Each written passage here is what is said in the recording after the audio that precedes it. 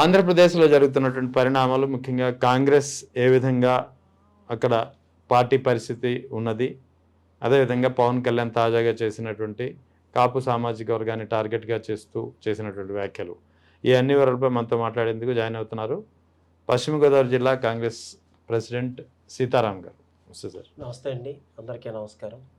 Sir, Congress పరిస్థితి ఎలా ఉంది? వెస్ట్ గోదావరి బాధ్యతలు మీరైతే తీసుకున్నారు కదా, ఎలా ఉంది పార్టీ పరిస్థితి, ఎలా ఉంది?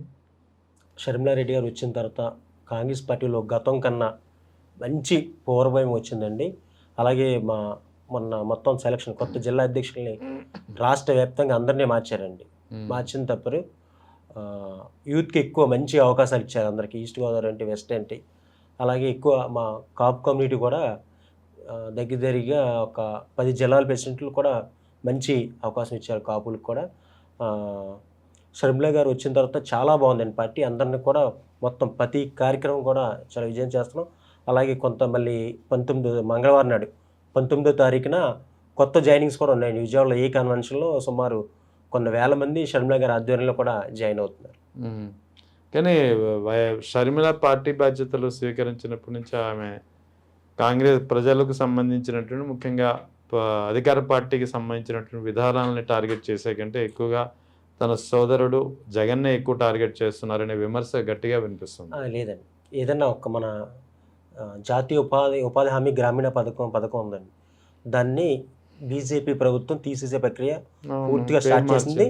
దానికోసం రాష్ట్ర వ్యాప్తంగా కొన్ని వేల కిలోమీటర్లు ఎక్కడ ఆగకుండా తిరిగారండి. తిరిగినప్పుడు ఏదైనా చిన్న మాట ఏదైనా జగన్ అన్నప్పుడు బాగా పెద్ద చేసి చూపిస్తున్నారు. ఎందుకు తెలుగుదేశాన్ని డైలీ రోజు విమర్శిస్తున్నారు. అదొక్కటే కాదు, ప్రతి అంశంలోనూ చంద్రబాబు నాయుడు పక్కన 1-2 మాటలు అంటూనే ప్రతి అంశంలోనూ ఇప్పుడు యాక్చువల్లీ జగన్ అధికారంలో లేడు, అయినా సరే జగన్ పైన ఎక్కువగా విమర్శలు చేస్తున్న పరిస్థితి. గత ప్రభుత్వం సొంత ఎజెండా ఆమె తీసుకుంటుంది అనే విమర్శలు ఆమెపై ఎక్కువగా ఉన్నాయి. ఏ ఎజెండా లేదండి ఆవిడకి. ఎప్పుడైనా సరే కాంగ్రెస్ పార్టీలో జాయిన్ అయిన తర్వాత పేద ప్రజల పక్కన ఎవరికైనా ఏ అన్యాయం జరిగిన నేనున్నానని చెప్పి ఉంటాం. గత ప్రభుత్వంలో జరిగిన తప్పుల్ని చెప్తున్నారు అంతేగాని గత ప్రభుత్వంలో జరిగినాయి ఈ ప్రభుత్వం కూడా, తెలుగుదేశం ప్రభుత్వంలో కూడా ఎన్నో జరుగుతున్నాయి. మొత్తం అవి కూడా అన్నీ కూడా ఆవిడ మాట్లాడి ప్రజలకి తెలిసే విధంగా చెప్తున్నారు. గత ప్రభుత్వం ఈ ప్రభుత్వం వ్యక్తిగతంగా వాళ్ళు అది తెలియదు కానండి. మామూలుగా అయితే చిన్నది మాట్లాడినా కొన్ని పేపర్లలో అవి పెద్దగా చూపిస్తున్నారు. మరి ఆమె సొంత ఎజెండాతో నడుస్తుందని చెప్పి లేదండి, సొంత ఎజెండాతో నడుస్తుందని చెప్పి కాంగ్రెస్ సీనియర్ సభ్యురాలు కూడా చాలా మంది ఆరోపణలు చేశారు. లేదు, ఎవరో కొంతమంది కొంచెం వ్యక్తిగతంగా ఎవరో కాంగ్రెస్ లో ఉన్నటువంటి వ్యక్తులు ఎవరో ఒక ఆవిడే కానండి. మొత్తం మన ఆంధ్రప్రదేశ్లో కాంగ్రెస్ పార్టీ కేడర్ గతంలో కన్నా చాలా బలంగా ఉంది. ప్రతి గ్రామంలో కూడా కాంగ్రెస్ పార్టీ జెండా ఎగరేయడానికి ప్రతి కార్యకర్త కూడా, ప్రతి గ్రామ కమిటీ కూడా, బూత్ కమిటీలు సహా షర్మిలారెడ్డి గారి ఆధ్వర్యంలో మేము చేస్తున్నామండి. ఆల్రెడీ మండల ప్రెసిడెంట్లు అయిపోయినాయి. జిల్లా కమిటీలు ఇప్పుడు కొత్తగా ప్రతి జిల్లా నుంచి ఒక 60 మంది జిల్లా కమిటీలు వస్తున్నారు. గ్రామ కమిటీలు, బూత్ కమిటీలతో సహా మొత్తం రెడీ అయిందండి ఇప్పుడు మొత్తం కాంగ్రెస్ పార్టీ. ఇప్పుడు రాబోయే ఎలక్షన్లో కూడా ఎంపీటీసీలు ఏంటి, జెడ్పీటీసీ, లోకల్ బాడీ ఎలక్షన్లో కూడా ప్రతి గ్రామంలో కూడా మా కాంగ్రెస్ పార్టీ జెండా ఎగురుద్ది 100%. ఈసారి ఎలక్షన్లో ఎంపీటీసీ, జెడ్పీటీసీలో కూడా మీరు చూస్తారు కాంగ్రెస్ పార్టీ విజయం. విజయం ఉంటుందండి కంపల్సరీ. ఇప్పుడున్న ప్రభుత్వానికి గట్టి పోటీగా మేమే ఉంటాం. మరి అలాంటప్పుడు ఇప్పుడు జరుగుతున్నటువంటి మెడికల్ కళాశాలల ఇష్యూ కావచ్చు, లేకపోతే ఇటీవల జరిగినటువంటి లడ్డు విషయం కావచ్చు, తిరుమల లడ్డు విషయంలో ఏ విధంగా దుష్ప్రచారం చేసిందో ప్రభుత్వం, తర్వాత ప్రభుత్వం తీసుకుంటున్నటువంటి విధానాలు, ముఖ్యంగా ప్రభుత్వ వ్యతిరేక విధానాలు, వీటిని ప్రజల్లో తీసుకెళ్లే విధంగా కాంగ్రెస్ పార్టీ ఏమైనా ఒక స్ట్రాటజీ తీసుకుందా, తీసుకోలేదనే ఆరోపణలు ఎక్కువగా ఉన్నాయి. తీసుకుంది కదండి. పెట్రోల్ డీజిల్ రేట్ కూటమే కదండి మొత్తం ఫెయిల్యూర్ అంతా. ఇప్పుడు మన 2 సంవత్సరాలు పూర్తి అయిపోయింది.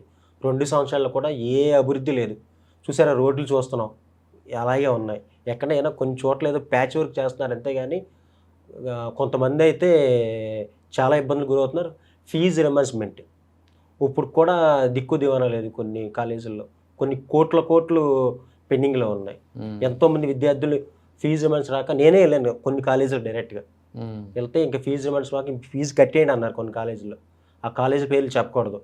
కాలేజీకి వెళ్ళి గత ప్రభుత్వం అయితే వచ్చేయండి వెంటనే కొన్ని పెండింగ్ ఉన్నాయి, ఆ ప్రభుత్వంలో పెండింగ్ ఉన్నాయి, ఈ పెండింగ్ ఉన్నాయి, మేము ఏం చేస్తాం, మేము ఏం చేయలేం, మీరు కట్టి ఆ ఎగ్జామ్ రాయించుకోండి అన్నారు. నేనే వెళ్ళి మాట్లాడే కొన్ని కాలేజీల్లో స్టూడెంట్స్కి ఇబ్బంది అయితే ఇప్పుడు ఎస్ఎఫ్ఐ అంటే స్టూడెంట్ మన వాళ్ళందరూ కూడా ఎన్ని ధర్నాలు చేస్తున్నారో ఫీజు అమ్యూస్మెంట్ రావట్లేదు, వెంటనే రిలీజ్ చేయండి అని చెప్పి. అదే ఇంకెటువంటి కార్యక్రమాలు చేపడుతుంది? కాంగ్రెస్ పార్టీలో జాతీయ ఉపాధి హామీ ప్రకారం ప్రతి గ్రామంలో కొంచెం చాలామంది లీడర్లు ఉన్నారండి. అసలు ఎక్కడ ఏమి మొగుడు పిల్లలు ఇద్దరు కూడా పని చేసుకుంటే నెలకు 4,000 6,000 వస్తాయి, దాని మీదే బతికే వాళ్ళు ఉన్నారు. అలాంటి పథకాన్ని తీసేస్తున్నారు మొత్తం అంతా. తీసేస్తుంటే ఈ కూటమి ప్రభుత్వం కూడా చూస్తూ ఊరుకుంటుంది. జాతీయ ఉపాధి హామీ గ్రామీణ పథకం 2000 మన రాజశేఖర రెడ్డి గారి టైంలో అనంతపురం డిస్టిక్లో స్టార్ట్ చేశారు. అది ఎంతో పేద ప్రజల్లో ఎంతోమంది మన ఆంధ్రప్రదేశ్ నుంచి వేరే స్టేట్కి వెళ్తే అలా జరగకుండా ఉండాలని చెప్పి ఫస్ట్ అనంతపురంలో స్టార్ట్ చేసి అది భారతదేశ వ్యాప్తంగా ఎంతోమంది కొన్ని లక్షల మంది పేదవాళ్ళని దాని మీద ఆధారపడి బతుకుతున్నారు. అలాంటి జాతీయ ఉపాధి హామీ పథకాన్ని తీసేస్తుంటే ఉన్న టీడీపీ, జనసేన, బీజేపీ ప్రభుత్వం ఏమీ మాట్లాడకుండా వాళ్ళు నెమ్మకి కూర్చున్నారు. అలాగే జీడిపి చూసారా, కాంగ్రెస్ గవర్నమెంట్లో 2014లో 60 రూపాయలు అనేది డాలర్, ఈ రోజున దగ్గరగా 100 రూపాయలకి వెళ్ళిపోతుంది. నిత్యావసర వస్తువులు మొత్తం అన్నీ 2014 ఒక 10,000 ఉంటే సాధారణ మానవుడు బతికేవాడు ఈజీగా. ఈ రోజున 50,000 వచ్చినా ఎవరు బతికే పరిస్థితి లేదు. మొత్తం అన్ని రేట్లు, డీజిలు, పెట్రోలు, నిత్యావసర వస్తువులు ఏది కొనాలన్నా జిఎస్టీ. భారతదేశంలో 2014లో 50 లక్షల వేల కోట్ల అప్పులుంటే ఇప్పటికి దగ్గర దాన్ని 200 లక్షల చిల్లర చేశారు. బీజేపీ ప్రభుత్వం వచ్చిన తర్వాత 150 లక్షల కోట్లు అప్పులు చేసి అంబానీ, ఆదాని వాళ్ళకి కావాల్సిన వాళ్ళకి మొత్తం అంతా దారాదత్తం చేసి సౌత్ ఇండియాని నాశనం చేస్తున్నారు. సౌత్ ఇండియానికి మనం దగ్గరగా రూపాయి కడితే మనకు వచ్చేది ఒక పావలా కూడా ఇవ్వట్ల. అదే మన బీహార్ సైడ్ అయితే వాళ్ళు రూపాయి కడితే వాళ్ళకి 10 రూపాయలు ఇస్తున్నారు. అలాంటిది మొత్తం అంతా కూడా గుజరాత్, నార్త్ ఇండియా అంతా మన సౌత్ ఇండియాని చిన్న చూపు చూస్తున్నారు అంత బీజేపీ ప్రభుత్వం.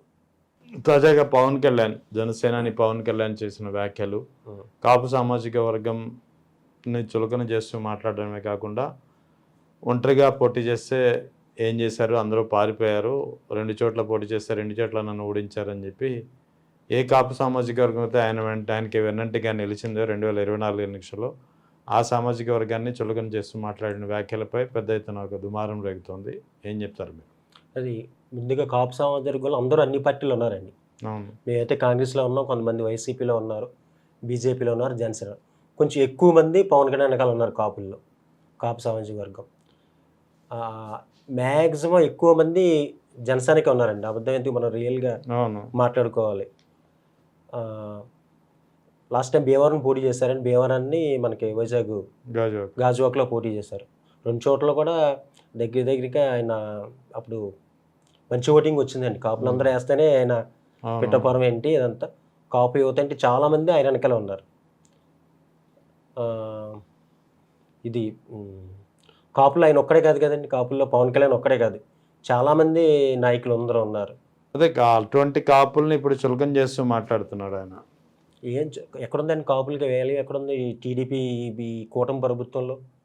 ఎక్కడ ఏం ఇస్తున్నారు? కాపు లోన్లు ఇస్తున్నారా, లేకపోతే కాపు కార్పొరేషన్కి సంబంధించి ఏమైనా ఉన్నాయా? ఏం చేశారు ఈ 2 సంవత్సరాల్లో? ఈ తెలుగుదేశం ప్రభుత్వం, కూటమి ప్రభుత్వం కాపులకి ఏం చేసింది? ఎంతోమంది నిరుద్యోగులు ఉన్నారు కాపుల్లో, చదువుకుని మంచి టాలెంటెడ్ పర్సన్స్ ఉన్నారు. వాళ్ళందరూ ఎంతోమంది నిరుద్యోగులు. అలాంటి వాళ్ళకి కొంచెం ఉద్యోగాల అవకాశాలు లేవు ఈ కూటమి ప్రభుత్వంలో. మేము వస్తే ఉద్యోగాలు అన్నారు, నిరుద్యోగ భృతి అన్నారు, మహిళలకి డబ్బులు ఇస్తా అన్నారు. మహిళలకి మంత్లీ ఈ సంవత్సరానికి ఎంత అండి, 18,000 అవి లేవు. ఎన్నో ఆశలు చూపించి అధికారంలోకి వచ్చారు, చేతల్లో లేవు. లిక్కర్ మాఫీ అయితే మనం చెప్పుకోక్కర్లా. అసలు లిక్కర్ బెల్ట్ షాపులు ఎన్ని ఉన్నాయంటే అన్ని ఉన్నాయి ఆంధ్రప్రదేశ్లో. అంటే ఇక్కడ కాపు సమాజ వర్గానికి సంబంధించి రెడ్లందరూ ఐక్యంగా ఉన్నారు, కమ్మ సామాజిక వర్గం ఐక్యంగా ఉంది, మీరెందుకు పారిపోతున్నారు, మీరెందుకు ఐక్యంగా లేరని చెప్పి డిప్యూటీ సీఎం హోదాలో ఉన్న వ్యక్తి అలా మాట్లాడవచ్చు? లేదండి, కాపులు ఎవరికైనా సరే, కాపులు ఎక్కడైనా అందరికీ మంచిగా చేస్తారు. ఎవరికి ఏ ఆపదలో ఉన్నా ముందుండేది కాపు. ఏదైనా కొంచెం ఇద్దరిని ఎవరైనా గొడవ వచ్చి సరిచేయాలని చెప్పి ముందున్న వాళ్ళు కాపు. ఎవరికైనా సేవ చేయడంలో ఏంటి, లేకపోతే ఏదైనా హెల్ప్ చేయడంలో ఏంటి ఎక్కువగా అందరూ చేస్తున్నారు. కానీ కాపు సామాజికంలో కూడా అందరూ కూడా బాగా చదువుకుంటున్నారు, అందరూ కూడా సాఫ్ట్వేర్ ఏంటి అంతా మంచి ఇదిగానే ఉంటున్నారు. తెలుసుకుంటున్నారు కొంతమంది. ఇప్పుడు మనం ఏ పార్టీలో ఉండాలి ఏంటి, ఏ పార్టీ అయితే మనకి న్యాయం చేస్తుంది అన్నది తెలుసుకుంటున్నారు. కాపు యువత ఏంటి అందరూ తెలుసుకుంటున్నారండి. కానీ ఆయన చెప్పేది ఏంటంటే నేను పదవి కోసం అయితే పార్టీ పెట్టలేదు అంటున్నారు. ఉమ్. నిజమేనా అది? ఈ అంతే కదండి, చేతిలో పవర్ ఉంటేనే మనం ఏదైనా చేయగలుగుతాం. పవర్ ఉండాలంటే ఆయన పదవి కోసం అది పెట్టలేదు పార్టీ అంటున్నాడు ఆయన. పదవి కోసమే కదండి పార్టీ. ఆయన అలా అంటున్నాడు. పదవి కోసమే కదండి కంపల్సరీ. ఆ పవర్ లేకపోతే ఎందుకంటే ప్రజలకు సేవ చేయాలంటే మన సొంత డబ్బులు చాలు. మనం ప్రభుత్వంలోకి వెళ్ళాలి. ప్రభుత్వంలోకి వచ్చిన తర్వాత అప్పుడు అందరినీ సమానంగా చేసి చూడాలి. పవర్ లేకపోతే ఎందుకంటే పవర్ కోసమే పార్టీ. నిన్న ఆయన చేసినటువంటి వ్యాఖ్యల తర్వాత కాపు సామాజిక వర్గం ఎవరైతే మొన్నటి ఎన్నికల్లో ఆయనకి మద్దతుగా నిలిచారో వాళ్ళ ఒక అసంతృప్తి, వ్యతిరేకత పెద్ద ఎత్తున నిన్నటి నుంచి బాగా పెరిగినట్టు తెలుస్తుంది. మీకేమైనా సమాచారం ఉందా? నాకు సమాచారం అయితే నాకు తెలిసిండైతే కాపుల్లో అందరూ నాయకులు ఉన్నారండి. కాపుల్లో మరి ఎక్కువ ఈ ప్రభుత్వం ఉంది కాబట్టి ఆయన డిప్యూటీ సీఎం కాబట్టి ఎక్కువ అవకాశాలు మరి కాపులకి ఇవ్వాలి ఆయన. మంచి డిప్యూటీ సీఎం పదవిలో ఉన్నారు. ఆయనతో పాటు దుర్గేష్ గారు చాలామంది ఉన్నారు. కాపు యువత వాళ్ళందరూ ఎంతోమంది మ్యాక్సిమం ఓట్లేసి అత్యధిక మెజారిటీతో గెలిపించారు. ఒకచోట ప్రతి నియోజకవర్గంలో కూడా మినిమం మా ఈస్ట్ వెస్ట్ ఒక వైజాగ్ నుంచి ఇటు చూసుకుంటే కాపు ఇంచుమించు 26% దాకా స్టేట్ డివైడ్ అయిన తర్వాత కాపు ఓటింగ్ ఎక్కువగా ఉందండి. అందరూ కూడా చూస్తున్నారు. కాపు స్టూడెంట్స్ ఉన్నారు, మొత్తం అందరూ కూడా ప్రజలు కాపులు ఒకటే కాదు అందరూ కూడా ఈ ప్రభుత్వం ఎలా చేస్తుంది ఏంటి అన్నది కూడా చూస్తున్నారు. కాపులు కూడా తెలివిగా ఉన్నారండి. అందరూ కూడా ఒకళ్ళు ఏదో చెప్పారని చెప్పి అలాగా లేదు, గత ప్రభుత్వం ఏం చేసింది, ఈ ప్రభుత్వం ఏం చేసింది, గతంలో కూడా ఏం చేసింది అన్నది కూడా గమనిస్తున్నారు. నేను అడిగేది పవన్ కళ్యాణ్ చేసినటువంటి ఈ వ్యాఖ్యలపై కాపుల్లో ఒక ఆగ్రహం వస్తోంది అనే వాదన వినిపిస్తోంది నిన్నటి నుంచి. కాపులు అయితే కొంతమంది అందరూ ఒకలా ఉండరు కదండి. కొంత అలా సపోర్ట్ ఉన్నారు, కొంత ఉన్నారు.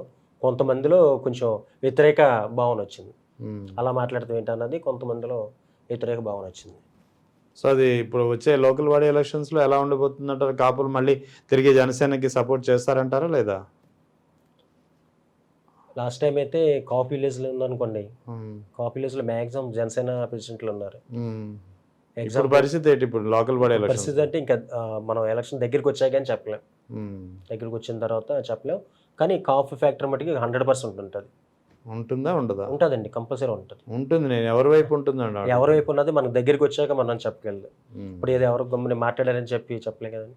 దగ్గరికి వచ్చిన తర్వాత ఉంటుంది. కాపు ఫ్యాక్టర్ మట్టికి 100% ఆంధ్రప్రదేశ్ ఏంటి తెలంగాణలో కూడా ఉంటుందండి. సో కాపులకి అన్ని పార్టీలు సమానమైన ప్రాతినిధ్యం ఇస్తున్నాయంటారా లేదా? లేదండి, కొంచెం అన్యాయం జరుగుతుంది. అన్ని పార్టీల్లో కూడా కాపులకి అన్యాయం జరుగుతుంది. కాంగ్రెస్లో కాంగ్రెస్ ఇప్పుడు ప్రజెంట్ లేదు కదండి ఆంధ్రప్రదేశ్లో. మాది రూలింగ్లో అంటే పవర్లో ఉంటే అప్పుడు మేము చెప్దాం. పవర్లో లేదు కదా. కాపులకి ఇచ్చి మన హామీలు ఇచ్చారండి మొత్తం అంతా టీడీపీ. ఆ హామీల్లో ఒక్కటి కూడా ఇప్పుడు ఒక్కటి కూడా హామీ అమలు చేయలేదు. ఓకే.